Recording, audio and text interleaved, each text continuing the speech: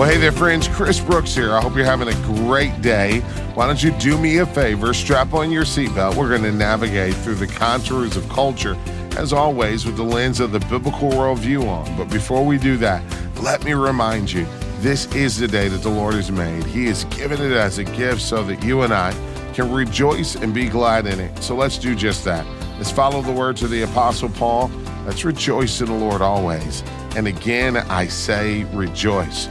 Well, today we're going to have us a great program, and I want you to help me welcome to the host seat my friend Cisco Cotto. Cisco is a man of God who has served as a pastor and radio host. He teaches students at Moody Bible Institute in the pastoral department, and above all, he loves Jesus, and he loves helping people to see Scripture come alive in their life. Cisco, thank you for hosting this edition of Equip. Thanks so much, Chris. I always love listening to this program as Chris equips us each and every day. And so to be able to be a part of it with you today is a real thrill for me. One of Chris's passions is helping you to have the tools that you need in order to grow stronger in your walk with Christ, and also to help others either begin a walk with Jesus or to go deeper in their relationship with Him. That's what happens every day here on Equip. Today, we're going to talk about one that's, well, we'll say it's one of the biggest challenges in the Christian life, and that is the problem of evil. That's what it's often called. It's a rough world. People die of cancer. People have other painful diseases and ailments. Marriages end in divorce. People are hurt by violence all around the world. There's war. There are wars practically on every continent right now. It is all around us. People are killed every day. And for many people, they see this, they feel the weight of it. Maybe it impacts them directly in their own life, and they just start to question, does God exist at all? If He does exist, why doesn't He do something about this? Why is He silent? Why does it seem like He doesn't care? It's one of the most difficult questions that really every single Christian needs to face.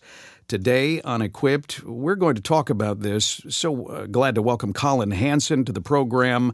He's written a great book, Where is God in a World with So Much Evil? And we're going to get into some of what he discusses today. Collin serves as Vice President for Content and Editor-in-Chief of the Gospel Coalition. He's also Executive Director of the Keller Center for Cultural Apologetics. He's the author or editor of several books, including Timothy Keller, His Spiritual and Intellectual Formation, and Rediscover Church, Why the Body of Christ is Essential. Collin, it's really great to have you joining us on Equip today. I'm glad to be here. Chris is one of my favorite interviewers, and Cisco, I'm eager to talk with you as well. This topic of evil, as you're sitting down in front of your laptop and you're writing this, you probably just bang this out in a matter of hours, right? It's a really simple topic. Oh, yeah, so simple that philosophers have spent countless millennia trying to work through. The Bible is dedicated in so many different places, both in an overarching story. The entire Bible is a story about the problem of evil, but also specific books of the Bible. We think of Habakkuk. We think about especially Job. When I was telling people, Cisco, that I was writing on this topic, I was actually at a place called Tyndale House in Cambridge over in England, and these are some of the best scholars from around the world who are studying the Bible in this amazing location. We'd meet together for tea every day around 11 a.m., and I would tell people what I was working on, and they looked at me and they said, well, good luck with that. Not the response you usually expect in that environment. So it was quite an ambitious project, but for a big topic, but a short little book. Yeah, sort of. Yeah, you go and have fun with that. I'm going to study something else. Exactly. So, there was a woman there who was actually memorizing the book of Job in Hebrew, and she was one of the people who said, oh, wow, well, yeah.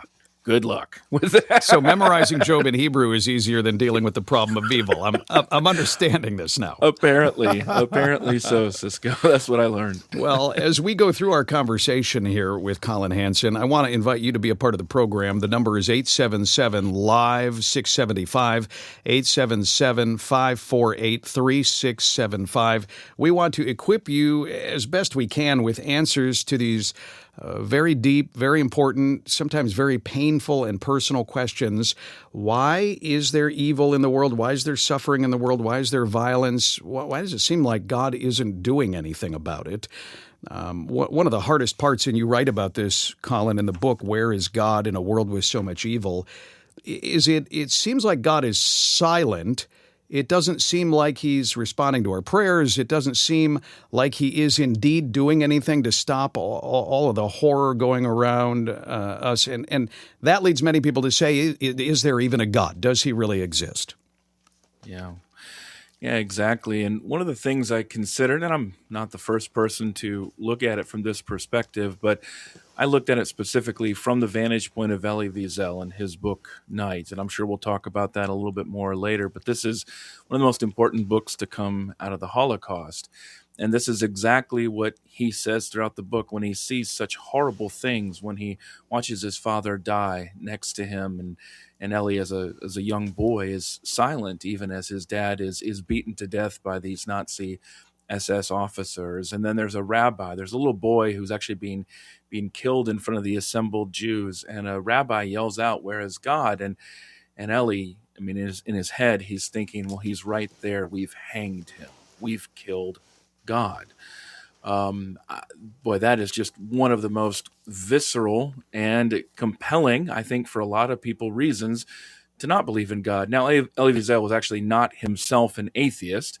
It leaves that impression in the book, but that was not the case. But I think he definitely gives voice to something that all of us, maybe not in that dramatic circumstance, but often have felt before, just in the absence of that voice of God. But where I land, Cisco, is with the simple question that, well, and if we were not made in the image of God, then we wouldn't be complaining about anything. They're all, look around anywhere you look in the animal kingdom, red in tooth and claw, as they say, and you'll find that there is none of this agonizing over the plight, over death, over eternity.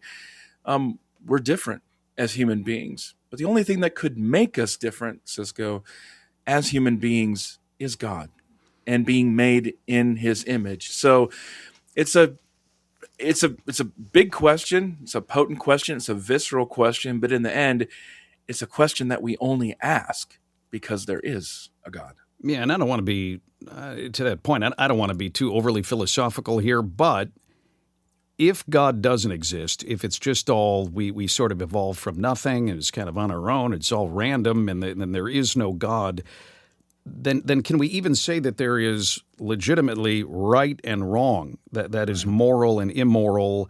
Because if it's just all we evolved from nothing, well, it is the animal kingdom. Everyone just kind of do whatever they want to do. Yeah.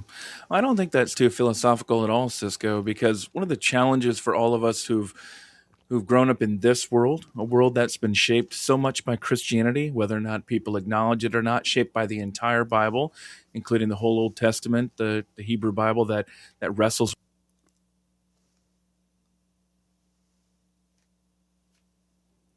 sense of right and wrong. But again, that doesn't make any sense truly, absent from some sort of divine revelation, some other perspective outside of ourselves. Let's just go back to that Holocaust example again, and we can say, well, if the animal kingdom is about kill or be killed, if it's about the survival of the fittest or the survival of the strongest, as people applied from the evolutionary doctrine of Charles Darwin in the 19th century, well then, what exactly was wrong in the Holocaust? More powerful people killed weaker people. Isn't that how things have always worked in the world? Is there any inherent dignity in things or people that are weak? Well, the simple answer is no. Not apart from God, not apart from his law, not apart from some other standard by which we would evaluate. Otherwise, it's simply, like I said, it's kill or be killed. It's the survival of the fittest. It's the strong rule, and there is no standard to be able to apply there. Not only that, Cisco, but when you think about it even more philosophically and thinking it more even long term, there's no ultimate justice in this world into eternity. So you look around and you can only conclude that, well, I guess most people just get away with it. They get away with those horrible things. So that's where actually things like the doctrine of hell and the doctrine of divine justice and retribution are actually of great comfort to anybody who suffers in this world. When you write about Elie Wiesel in his book Night, that issue of justice is one that you get into, which I think is really, really important, because some people may sort of take God out of the equation, say that clearly there's no God. Look at all this suffering. They sort of eliminate the idea of God. But then you are, as you're saying, you are left with no justice. You're left with no penalty for any of the horrors that have been done. Hitler alone. Hitler will never face justice. So maybe that's a caution for people not to push God out of the picture too easily. Right. There's actually a theologian at Yale Divinity School. His name is Miroslav Volf, and he wrote a book back in the 1990s called Exclusion and Embrace. And he comes from southeastern Europe, places that were really torn apart by civil war, ethnic, religious strife, and things like that. And he said, well, justice and hell and judgment are apparently luxury beliefs for people who live in, or luxury beliefs to be ignored by people who live in affluent Western societies where more or less the authorities function the way that they're supposed to function, in a Romans 13 kind of way. The sword of the state is not wielded in vain. But when you live in a place of great injustice, when you've been acutely affected by it, when you've experienced it yourself, you've suffered at that hand, then you do hope that there is some possibility of justice, which again depends on a standard of right and wrong in this world. But if you're not able to achieve that justice, and you mentioned Hitler there, well, Hitler commits suicide and apparently is able to evade the justice, of Nuremberg, to evade the justice of the vengeful, vengeance-seeking Red Army as they poured into Berlin. He's able to just commit suicide with his new wife and just sort of disappear into nothingness, and nobody can ever hold him accountable for anything that he did. But again, that's if there's no God.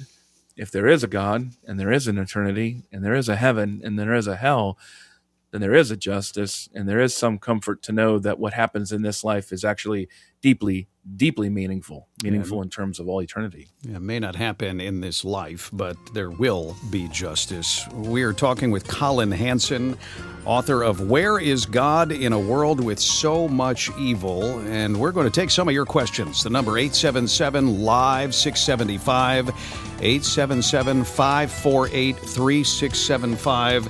There's evil in the world. There's suffering in the world. It is confusing. It is painful. We wonder why. We wonder what God is doing. Give us a call. We want to help answer the questions that you have and the questions that the people around you may have too, as you try to share Jesus with them. I'm Cisco Cotto, joining you today in for Chris Brooks on Equipped.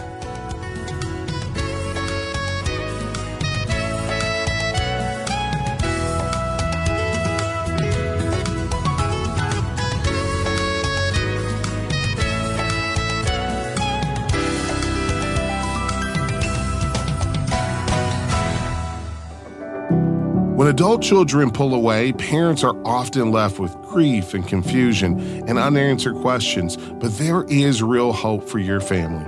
Resolve Conflict and Find Peace and Hope with Adult Children by Kathy Cook gives parents a biblical tool and practical strategies to pursue peace and rebuild what's been lost.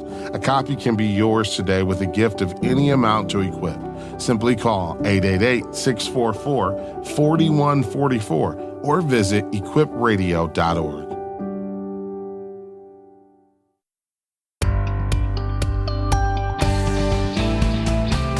So good to have you joining us again. I'm Cisco Cotto, filling in for Chris Brooks on Equipped.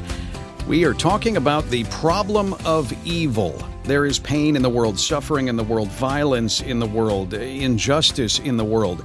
Does that mean that God does not exist? Does it mean he exists, but he just doesn't care? Is he around, but he's powerless to take care of any of it?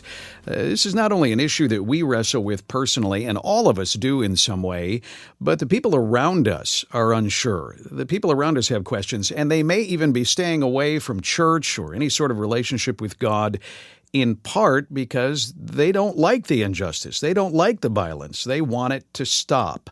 That's what we're talking about. We'll take your calls at 877 Live 675, 877 Live 675. That's 877 548 3675. Just trying to have a greater understanding of what God is doing in the world around us and how we should respond to it.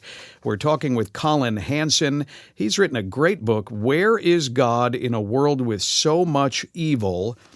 It is a quick read, and yet it's packed with so much information. So it's really fantastic, and it's kind of the foundation of our discussion today. Collin, we talked about does God exist, and we sort of fleshed that out earlier in the program. We obviously believe that he does, and yet for many people they'll say, okay, there is a God, okay, fine, he's there. But clearly he doesn't care. He could stop all of this evil. He could stop the wars. He could put an end to cancer, and yet he doesn't. How do we address people that have that tension point where they say, apparently God just, he doesn't care about all this suffering? Yeah. Well, I think, Cisco, that's probably the harder question to answer rather than the existence question. And in fact, I talk about in the book maybe the best example we've ever seen of that argument. It comes from a big book, Fyodor Dostoevsky's Brothers Karamazov. It's a heavy slog to be able to get through, but there's a chapter called Rebellion, and there's a character in there named Ivan, and Fyodor Dostoevsky puts in Ivan's mouth that exact question. And what he's talking about at the time, back in Russia, 19th century, is the suffering of children, especially. And this is where Dostoevsky, through Ivan, gets to the real heart of the matter, and he depicts this scene as if we can take a ticket and take a bus or a train or something like that to heaven. And Ivan Karamazov says, even if God gave me a chance to be able to go to heaven, to be in his presence forever, I would respectfully return the ticket. I would reject it. And in many ways, I think, Cisco, this is more emblematic of the way that we are today. We're not so much atheists as if God doesn't exist, but in some ways we actually think that we're better than God, that we're more moral than God. So a lot of the arguments that you see these days about Christianity, about the Bible, are things like, well, look, you have genocide in the Old Testament. How could God allow that? I mean, boy, we could go a step further, right, Cisco? We could say, how does God actually order that? There are lots of questions that come through there. And I think in some ways, even as somebody who does professional apologetics work, we have to admit that there's a lot of mystery here, that there are a lot of things that we don't really understand. We can't speak to every given situation. The fact is that God is doing a million things, as you've maybe heard people like David Platt or John Piper or other people talk about before. God may be doing a million things in the world right now. We may be aware of maybe one or two of those things. We just don't know how all things are fitting together. We also don't really know how things work on God's timeline, meaning that we live for a time and then we're gone, dust to dust, ash to ash. And yet the world carries on. God's purposes one day to the Lord is like 1,000. So that's we don't really know exactly how those things are supposed to work. And that's why I know this can be pretty, sometimes at first it can be concerning to people. But in the end, when you're left with a lot of mystery about God's purposes, which, oh, by the way, just to point out, is exactly where the prophets of the Old Testament were. That's exactly their posture. God was allowing or even doing lots of things to bring about horrible judgments against them for their sin. And yet many of the things that they testified to were things that they never saw. Think about Isaiah 52. Think about Isaiah 53, the suffering servant. Even Jesus himself on the cross, we know he quotes Psalm 22, my God, why have you forsaken me? And he knows what purpose he's going to the cross for. So we talk about all these things, and I wish I could have a clear answer to say this is why God allows these things, or to say that God is always only ever acting for a specific act of punishment or vengeance in response, according to his justice, I should say, in response to some evil that is committed. But the fact is there's a lot of mystery as to why these things happen. But we can fall back, and you can either say, you have two quick answers here. The one answer is to say, well, this is because God gives us freedom, and we choose to do evil, and God does not violate that freedom. It's called the free will defense. A lot of people subscribe to that view. I'm not here to argue against that view. But where I tend to go is more to the cross to say, I don't know why God allows these things to happen, but what I do know is that God was there present, not only in the self-sacrifice of the Son, but also in the justice of the Father and the presence, the ministry of the Spirit in that moment, Father, Son, and Holy Spirit working together. And that was an act of unfathomable love in the midst of unspeakable tragedy committed against the only perfect person to ever walk the face of the earth. So that's a really long answer, I know, and we could go much longer in there, but maybe one of the reasons the book is not that long is because there is no exhaustive answer to all these questions. Like you said earlier, thousands and thousands of years, and people aren't totally settled on it. And maybe that's one of the good things, because you have a tension point here. You can either have a God that you can completely comprehend and you understand everything that he does and you approve of everything that he does, or you can have a God that's greater than you, that's more knowledgeable and wiser. And I don't know if I necessarily want a God that I completely understand and that I completely approve of everything and understand it all, because, well, then he's just like me. Yeah, he's not a God in that case, but he's merely an idol. And no matter where you go, I think sometimes we imagine that there's a door that we could open on this. And I just think, Cisco, for a lot of us, the rubber meets the road through our own suffering. I'm working on a book right now about C.S. Lewis, and I'm editing a chapter about his problem of pain in 1940. And what a tremendously different experience than what he wrote later in his Grief Observed, about, of course, the death and loss of his wife, Joy. There's a very different tone in 1940 because it's an academic problem for him in 1940. It's a personal problem for him later in the 1950s. And so many of us who are in that moment, and I'm sure many of the callers out there are in that moment now or have been in the past and have asked those questions, that's really where the rubber meets the road. And I know that we want to know that there's some door out there that we can walk into and that will reveal everything or that will solve every problem. But where you look is every one of these options has a certain kind of appeal to us, but also never a full, complete resolution either. So no matter which option you take in this question, there's always some bit of mystery. And again, like you said, Cisco, in the beginning of your question, ultimately you either worship a God that you can understand and comprehend, in which case that's idolatry, or you worship a God whose ways are higher than our ways, and that clearly is the God who reveals himself from Genesis to Revelation. Yeah, I have 3 teenagers. I love them very, very much. They're wonderful children. But we have these interactions. Every parent has this interaction with kids where they say, I want you to do whatever it is, X, Y, Z. And the response is, why? They want to know why you want them to do this. And as a mom or dad, you, of course, want to say, because I said so. But you're rearing them, and you want them to really understand how you come to these decisions. But that why, I always tell my children, what you're trying to do is you're trying to see if you approve of what I'm telling you to do, if you agree with what I'm telling you to do, and if you do, then you'll go along with it, and if not, you'll kind of fight back a little bit. And it seems like that's what we do with God quite often. We want to go, hey, why, God? You tell me and see if I approve of this. Yeah. Well, it's an interesting thing going back to Lewis and his Grief Observed. A lot of people will read the first part of that book and think that Lewis actually lost his faith.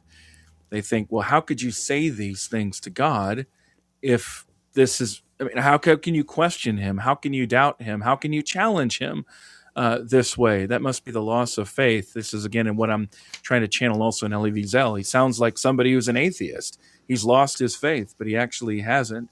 And in fact, they both fit very neatly within the entire prophetic tradition, as well as the tradition of the Psalms, all the way through the Old Testament.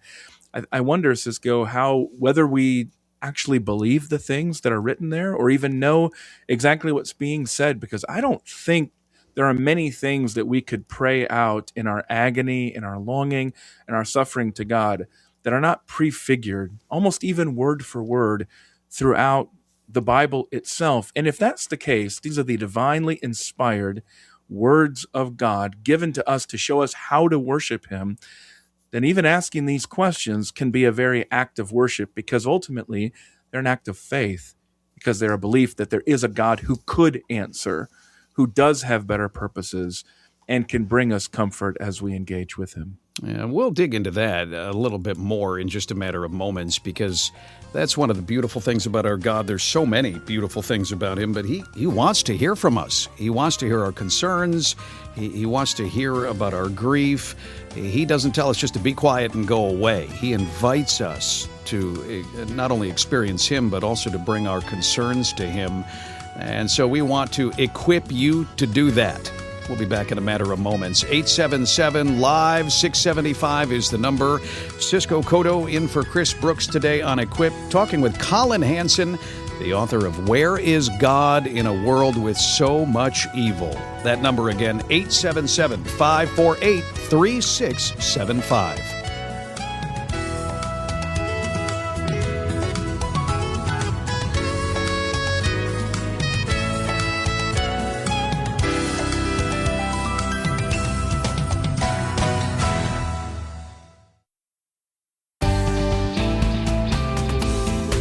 Welcome back to Equipped with Chris Brooks. Chris is off today. I'm Cisco Cotto. Really glad to be with you. I'm a radio host heard in Chicago on WBBM News Radio every weekday morning, and I love also teaching at Moody Bible Institute in downtown Chicago.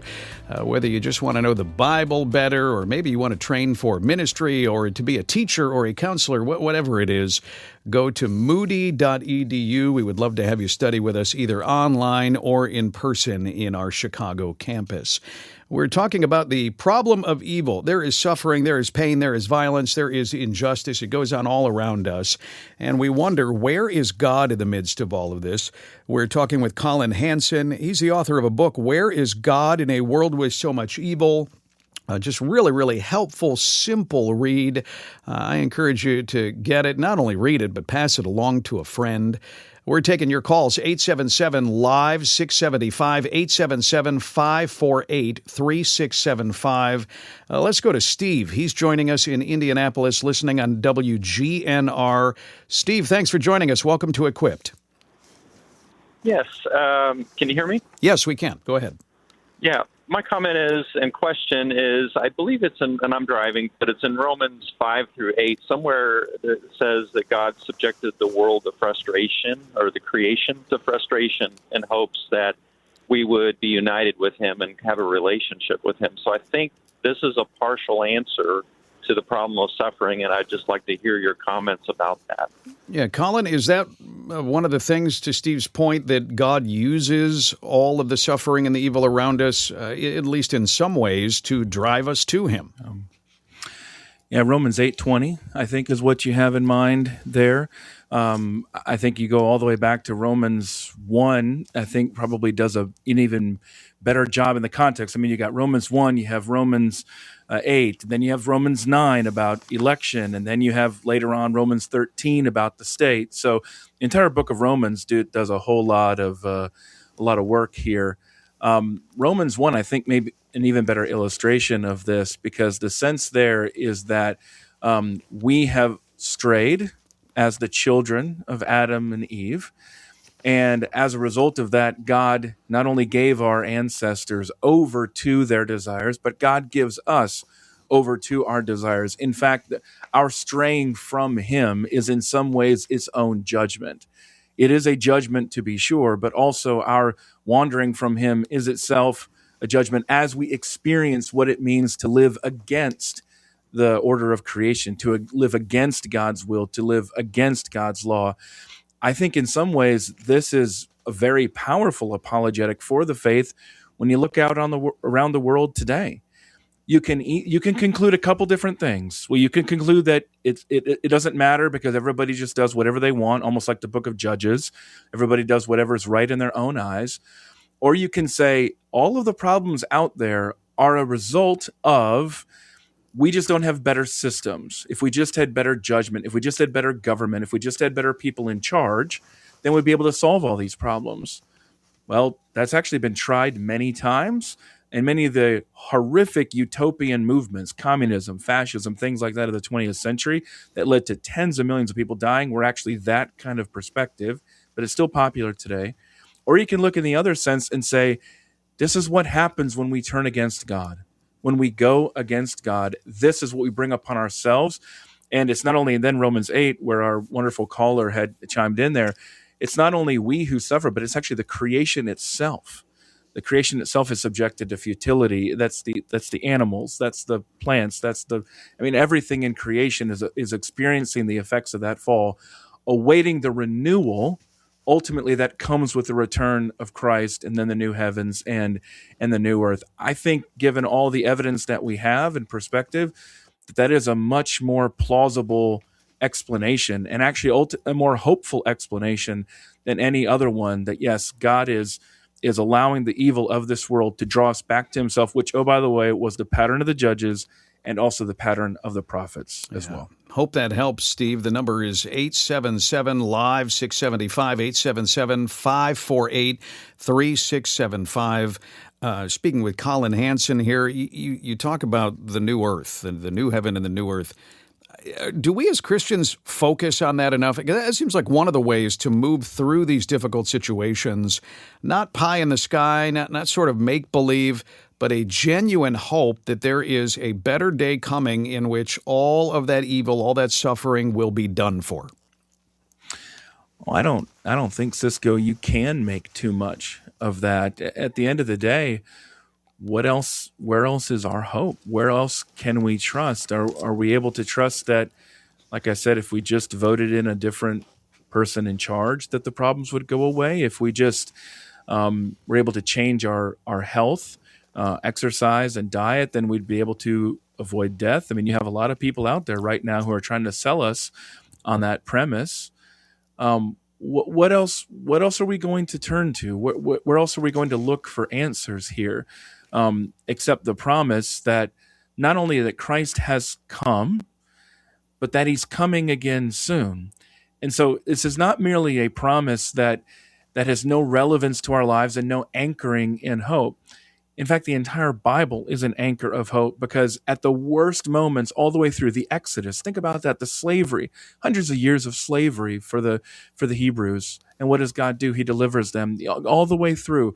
All the different exiles, what does God do? His faithfulness to his people is what you see again and again and again. And then, of course, the sending of his son at just the right time. We read in the book of Galatians, he sends his son, born of a woman, so that in his birth, his death, his resurrection, now intercedes on our behalf. He has inaugurated the kingdom that is yet to be realized when he comes back again.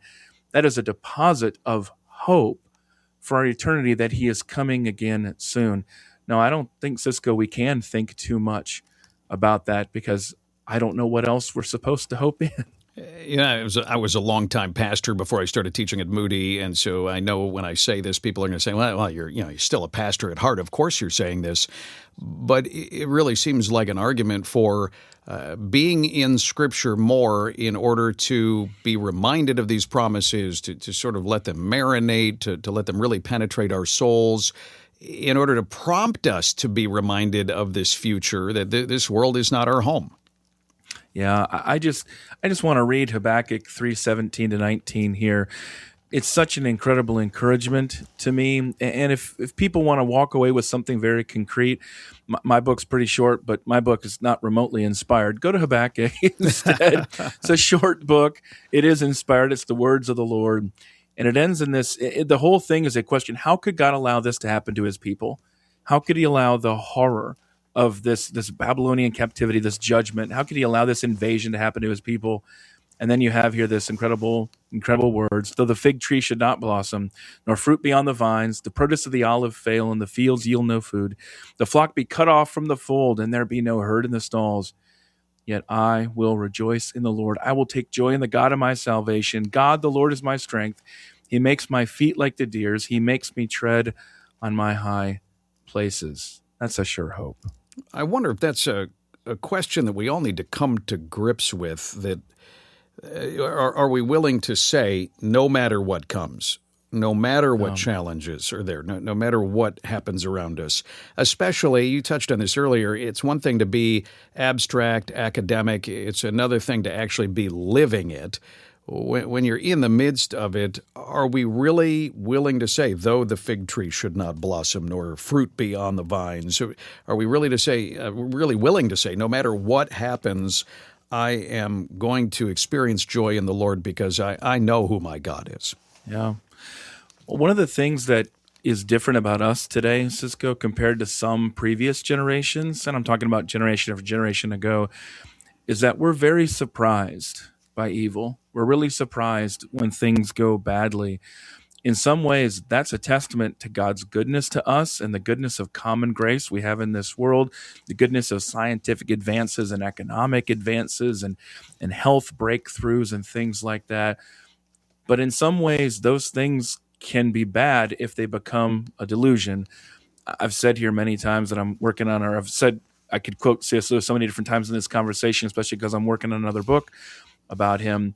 But he's writing so many of these things in the middle of the Second World War, and he keeps going back saying, war doesn't really change anything except maybe one thing. It makes us more aware of reality. It wakes us out of our stupor. So I think what we come back to, Cisco, is that sense of surprise. You can prepare right now, whether you've gone through something like this, you are going through this. I can promise that every single one of us, you and me and everybody else listening and calling, will go through this at some point, because if nothing else, death. So what reason do we have to not think about it right now, to not prepare for it right now?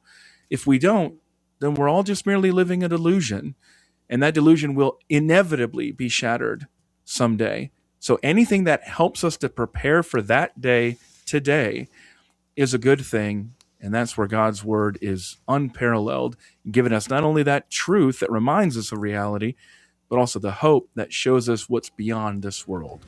That is good advice. Be prepared. As Colin says, we're all going to experience something at some point. We may as well get ready for it. More to come on Equipped with Chris Brooks. Colin Hansen joining us. Where is God in a world with so much evil?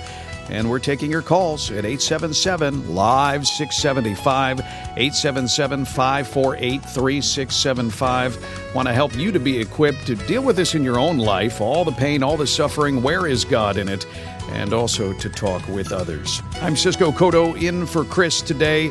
We'll have more in just a matter of moments on Equipped.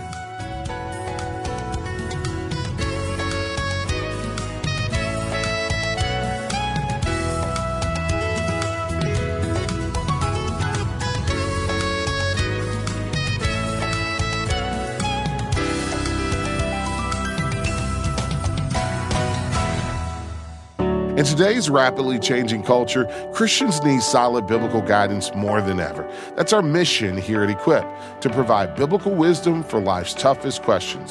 When you step in as an equipper, you're not just giving. Your monthly support helps to offer clarity and hope to a confused and anxious culture. And you'll get exclusive resources and updates from us all year long. Join our team of monthly supporters today. Call 888-644-4144 or visit equipradio.org.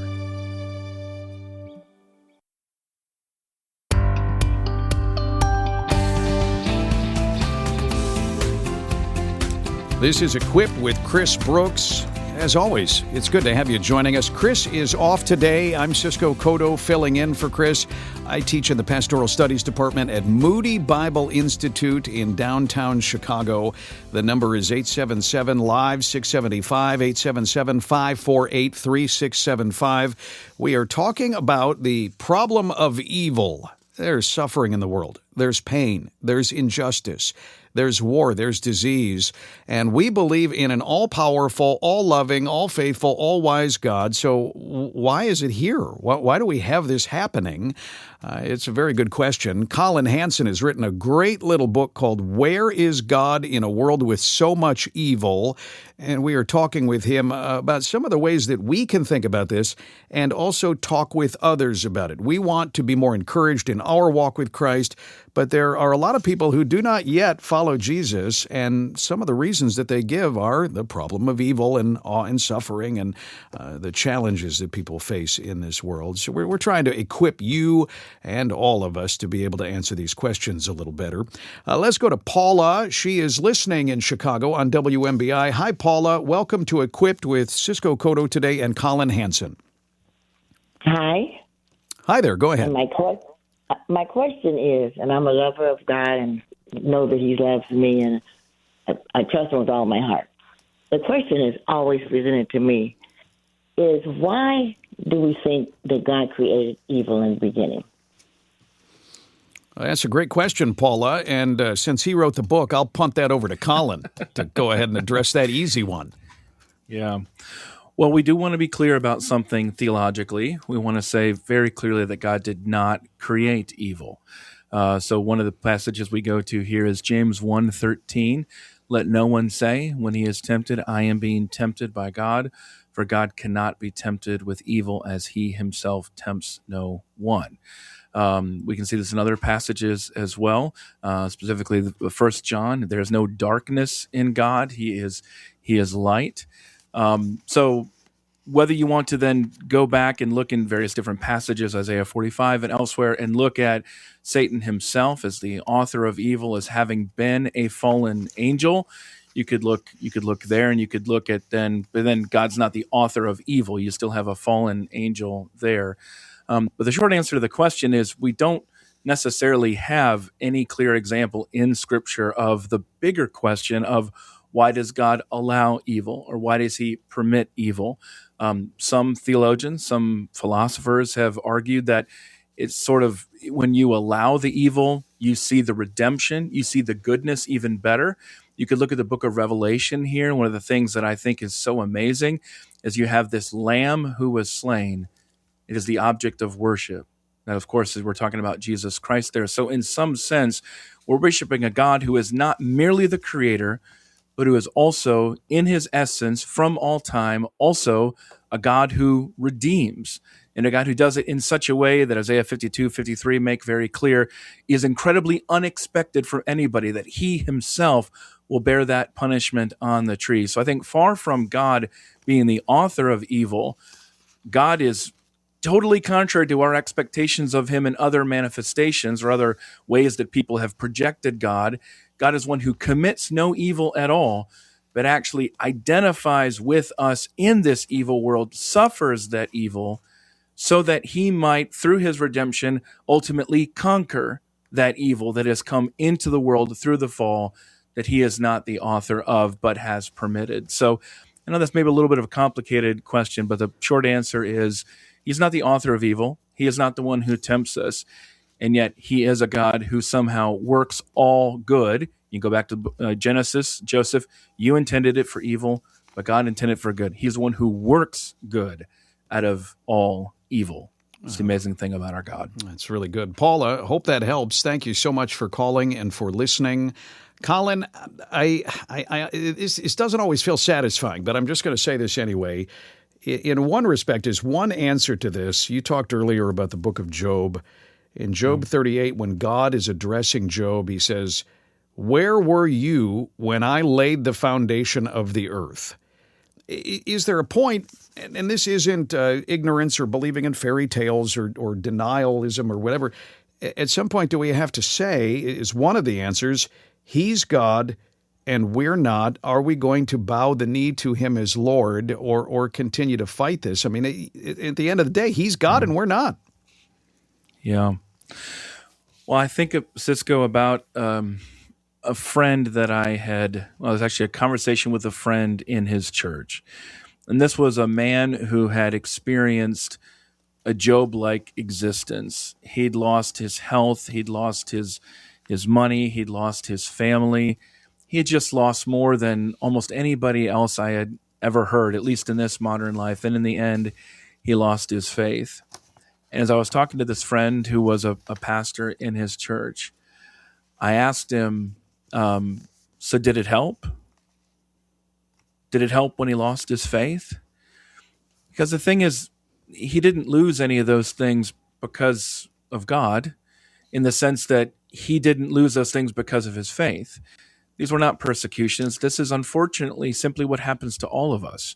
In the end, we all lose everything. So he was just experiencing that in a really acute, painful way, what all of us have to experience over a lifetime.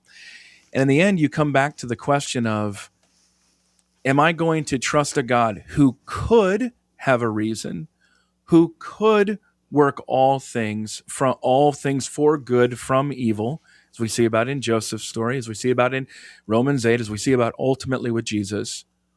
Or am I going to say that's not possible because it doesn't make sense in my head, or because I know better than God? Those are the only two alternatives that we have. And in the latter alternative there, that it doesn't make sense in our head, therefore I'm not going to trust God, I'm not going to believe God, I simply have to ask the question, does it help? Does it make the evil go away? Does it stop it? Does it make the pain go away? Well, I think, Cisco, we can clearly answer here, it doesn't. But it does rob us of hope. And hope is what keeps us alive as we look to the return of Christ. So, yeah, in the end, yes, your answer is, or your question is exactly correct. We have to ultimately bow the knee. We need to trust in God. But I like to point out to people, when you do that, consider the alternative. And maybe that won't look so bad by comparison. Yeah, really good advice. Colin Hansen has written a book, Where is God in a World with So Much Evil? I highly recommend it on this idea of evil and suffering. Why is it there? How do we deal with it? How do we move forward? Wonderful conversation with Colin. Thank you so much. And thank you for joining us on Equipped. Special thanks to Ryan McConaughey, Tricia McMillan, Lisa Jempty, and Josh Weiner for all of their help on the program today. I'm Cisco Cotto, filling in for Chris. It's been a wonderful conversation. Thanks for being a part of it. You can always go online to equippedradio.org. Keep in touch with Chris and the show that way. Also on Facebook at Equipped Radio. Wonderful having you here. Equipped with Chris Brooks, a production of Moody Radio, a ministry of Moody Bible Institute.